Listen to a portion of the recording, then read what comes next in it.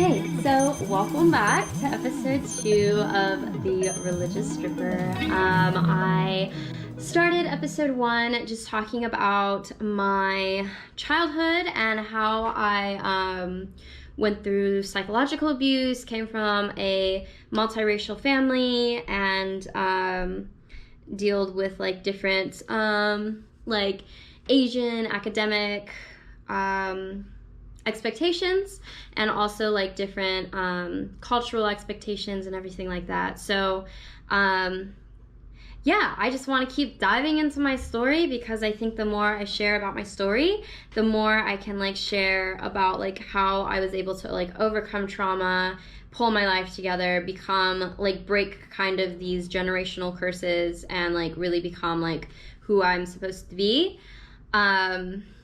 So let's keep going.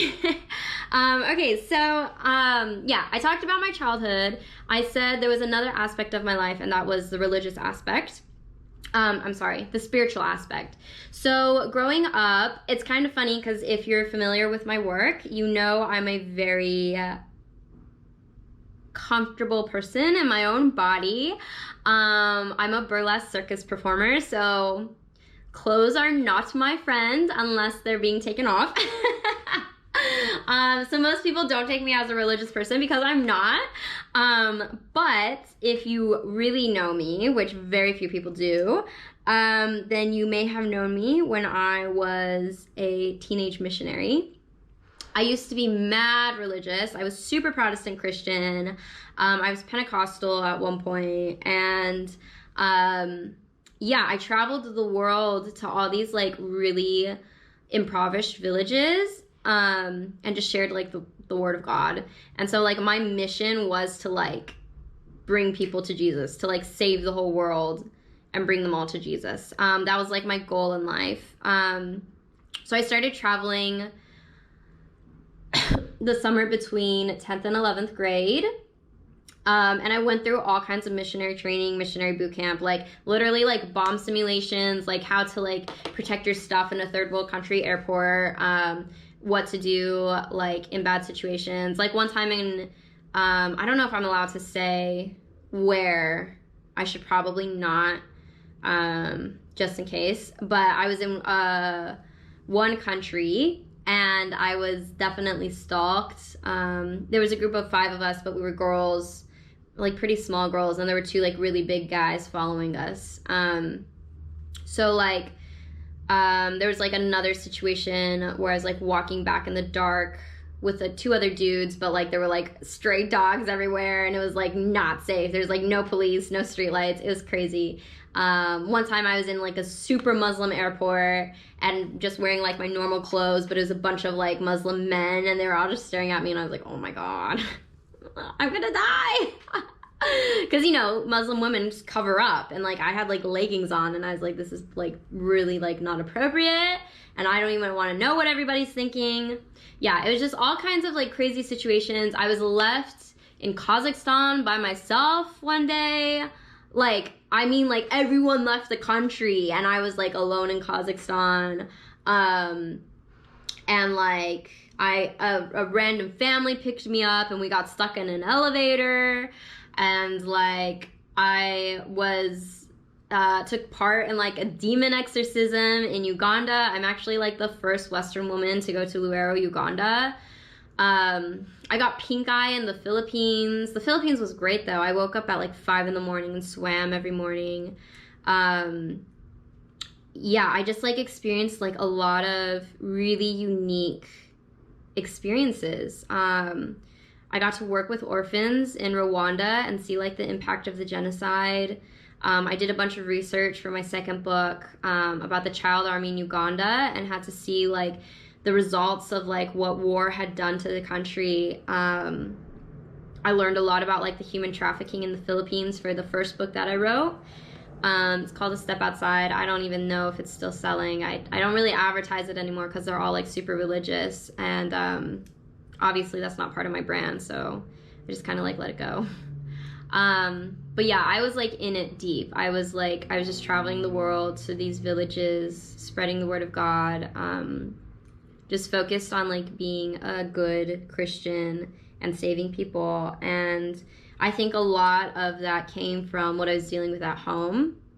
I just like, I mentioned how I would read these magazines called Voice of the Martyrs about like Christians dying for their faith. And like, that was like what I hung on to. And it was like, I have a mission. That's how I'm going to get through what I'm going through. So I became like really obsessive with my mission to like save my dad and save these people around the world and to like spread the word of God. And I was like, this is my purpose in life. I went through like a lot of crazy spiritual experiences, like with the demon exorcism. When my dad became Buddhist, he would like chant to like bring good spirits in. And then like, my mom would be like praying on the other side of the house. And so like, I'm agnostic now, so I don't know what's out there, but like I would just feel all this crazy energy going back and forth.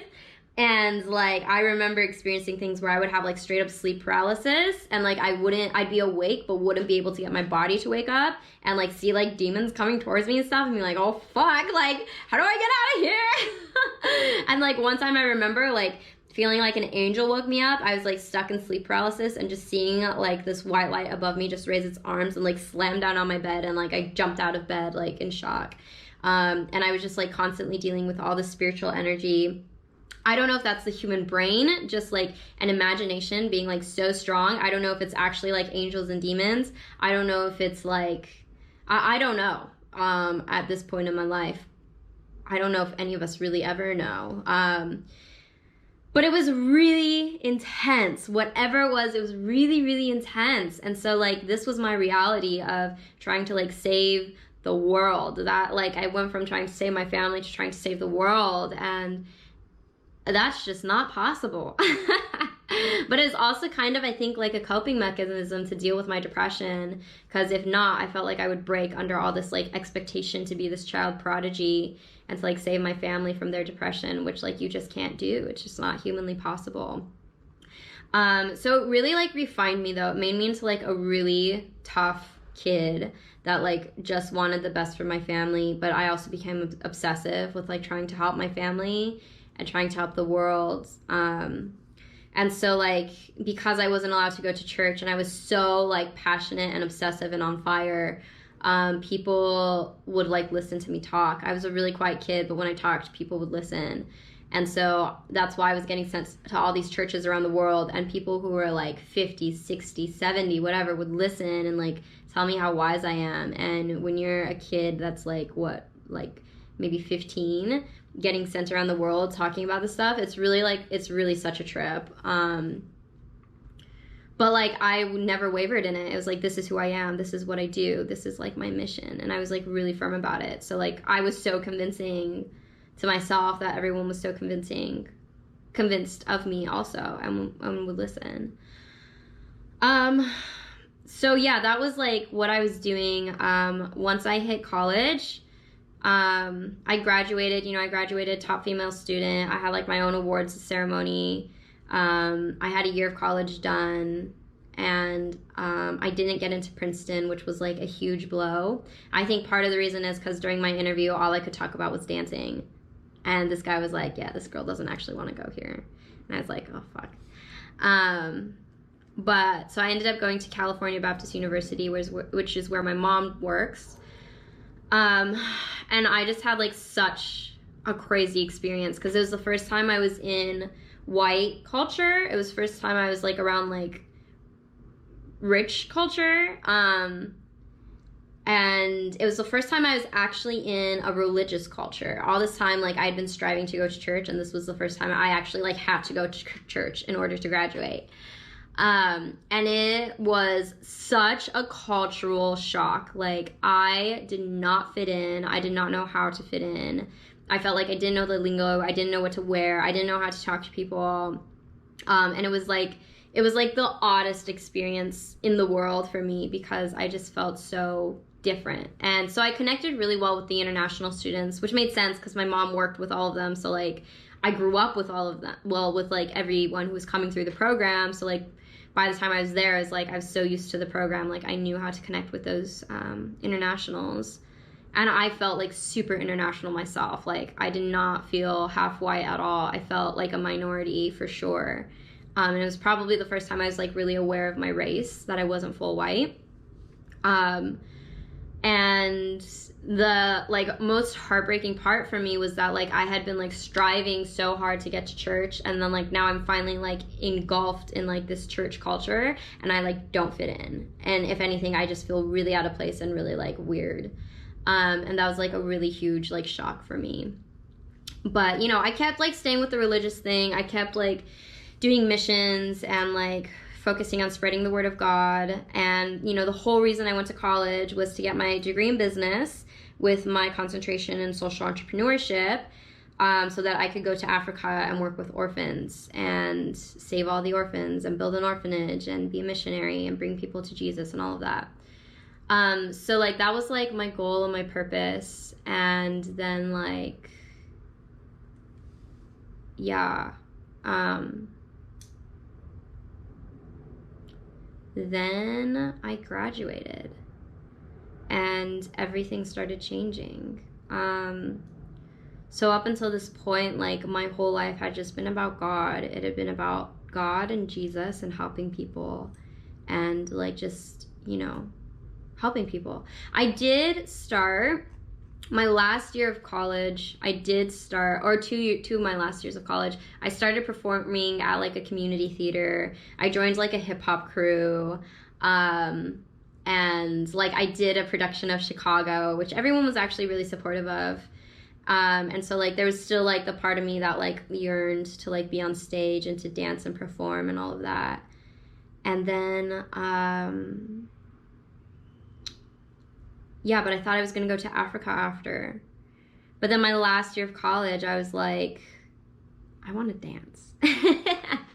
I don't know why, but I suddenly want to be a dancer in Hollywood. I really love dancing. I'm watching like Dancing with the Stars. I'm watching like burlesque. Like I'm watching all these shows and I'm like, how glamorous. Like what would it be like to be backstage getting ready with all these costumes and then going on stage and just having everybody like watching you? Like what a cool life. Like what would that be like? And like my curiosity for this lifestyle grew, and I was like, you know, I really want to go help orphans in Africa, but I'm young and like my chance to be a dancer is like this thin. Like I'm already like 19, 20, like I'm already like missing my shot, and I haven't done ballet. Like I don't even know if I can, but I feel like I have to try. Like I would regret it if I didn't try. So like I'll go be a dancer in Hollywood, and then I'll go help orphans in Africa. Which, like, now looking back, it's like that's not what you're supposed to do your last year of college. You're supposed to be applying for, like, these big jobs. I didn't do that. No, I didn't. I thought I was either going to fly to Africa or I was going to go to Hollywood. Looking back now, wow, like, I would have prepared myself so much differently than what I did. But, you know, I didn't know. You know, I didn't know, like, what the process was. So, the day comes, there's another part of the story that I'll have to backtrack a little bit for, but the day comes and it's time for me to graduate. And so I graduate, and then the next day, my dad has a meeting, and he brings all of us downstairs, and he says, like, all right, I'm not going to mess around anymore. And I'm like, have you been messing around? And he's like, you need to get a job for 5 years and work in an office. And like, that's what you have to do. And after those 5 years, you can do whatever you want. And I was like, here we go. We're back to like, you can do whatever you want after you do this, this, and this. And I was like, I can't do this again. I can't keep doing this. And he's like, if you don't listen to me, it's going to get even harder around here. You guys haven't seen anything yet. And I'm like, look, you've already taken like everything I love, the books, the dance, my family, my boyfriends, my friends, and even now showers away from me. Like, what else are you going to take?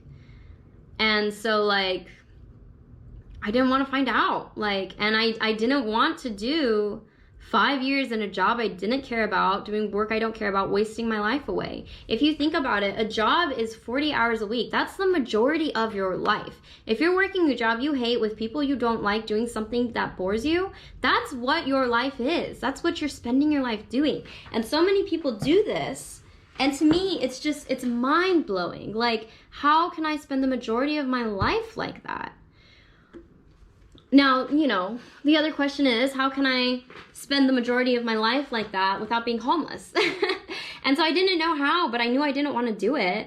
So, so he said to me, he was like, either you do exactly what I say,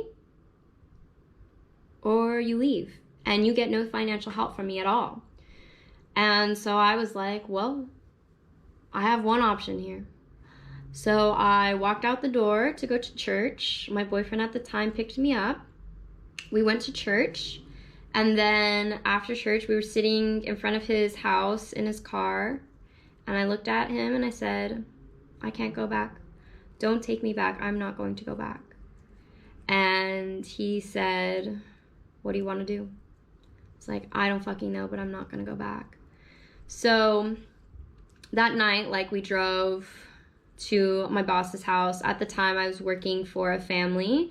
They had their own business. They worked from home, and they had like this nice little house and 2 kids. And I was kind of like I was like their personal assistant. So like I helped with different things. I helped clean. I would take the kids to school, help the kids with homework and stuff. And so they had like been knowing that I was getting stressed out at home. They knew I was struggling.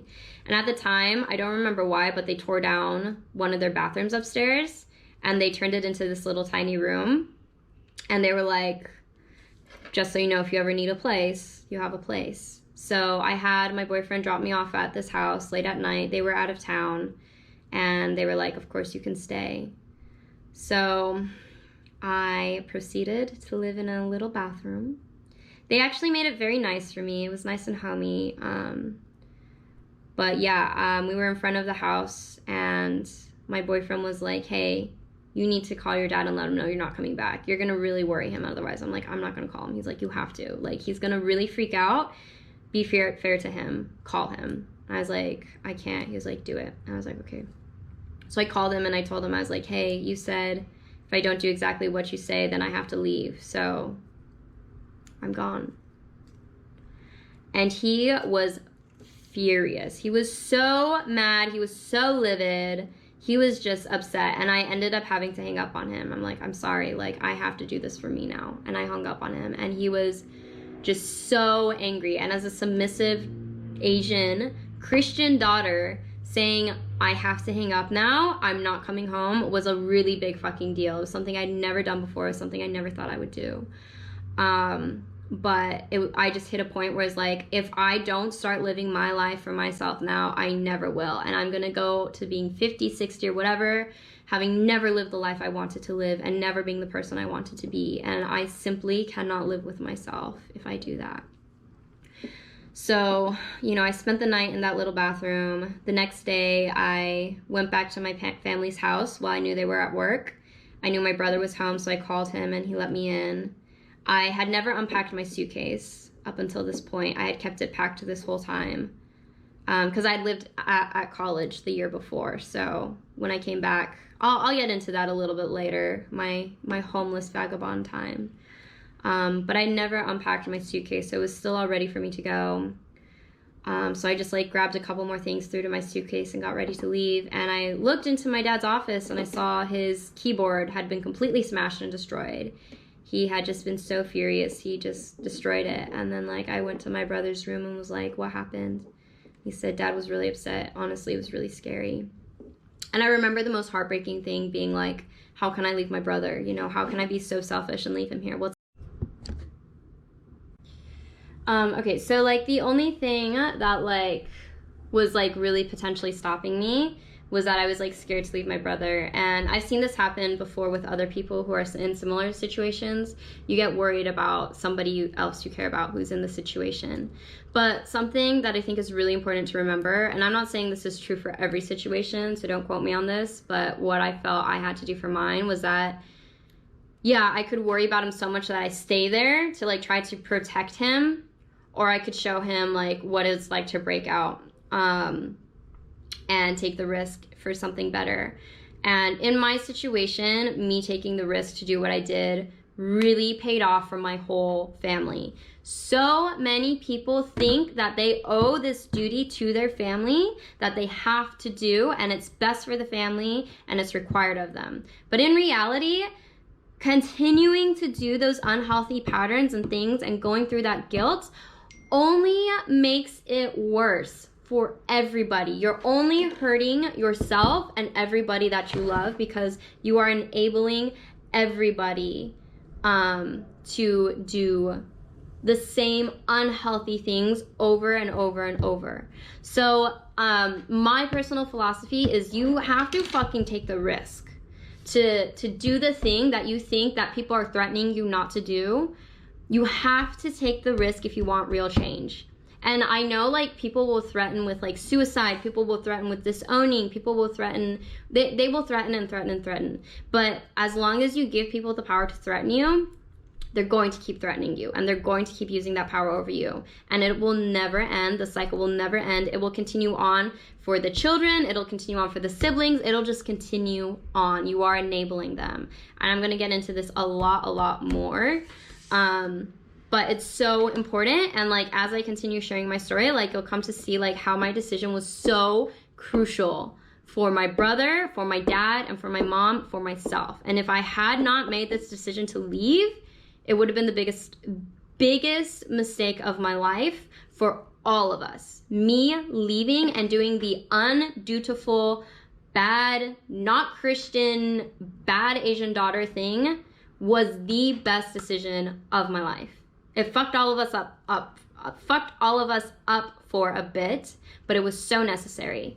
So I'm emphasizing that so much because so many people think like, I have to do this because I don't want to disappoint my family. Bullshit.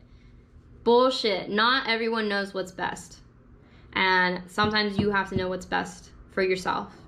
And what's best for you will end up being best for other people too, more often than not. So very crucial. So it was really hard. It was a really hard decision. I was really devastated. I had to do it. I had to leave, and I had to just like trust that my brother would be okay. I told him like, I wanted to take him with me, but it was like, where am I gonna go? I'm living in a bathroom. So I just had to trust like, all right, like, call me. Like, let's make sure we stay in communication somehow. And we were able to, like, I ended up doing a community play, and he ended up being a part of it. So I was able to see him, like, weekly, even when I wasn't seeing or talking to my parents. So we had our ways to stay in touch. And then I worked at a school as a dance choreographer. So we stayed in touch. It ended up being a hard year for him, I think. But it had to happen. So a lot of people get too scared of change. They get too scared of shaking up the waters. They get too scared of it becoming worse before it gets better. But you have to take those risks. You have to take those risks or nothing ever changes, and it always just stays bad. And people get so comfortable in the bad. They like the bad because they know what to expect out of the bad. But until you go through the really bad, you can't get to the really good. And to get to the really good is so essential. It is so essential. Because that's where real growth happens, real change happens, and like real life happens. And like if not, you're just like, you're pushing yourself down to experience the same terrible things over and over and over. Not just in your relationship with your father, but in your relationship with your husband, in your relationship with all the men you come into contact with. Until you overcome that, you're stuck in the same situation. Okay, so I'm gonna go ahead and end on that note. I can emphasize more on how important it is, but I think it'll mean more as I get further into the story and as you hear like both the consequences and results of like my decision. But I do just want to leave this on the note of like, do what is good and healthy for you. Set your boundaries. If you're in a bad situation, get the fuck out. Period. There's no ifs, buts, and anything. Period. It takes strength. It takes courage, but do what's good for you. And you'll be doing what's good for others if you're doing what's good for you, because otherwise you're only enabling them. And I'm going to be emphasizing that so much more throughout this. You'll see in my life it was a theme, and like there's a point when you got to know, like when you're just running, but like there's a point when you have to know how to stand up for yourself. So I'll get more into that later. Next episode I'm going to talk more about like my homeless time, as well as like my boyfriend, who I ended up marrying secretly. and all of that. So we'll get into that next story. I hope you join me again for another episode of The Religious Stripper. And yeah, keep doing what's good for you and be a badass babe and keep living in your truth and learning to love yourself and everyone around you. And I will see you next episode. Goodbye.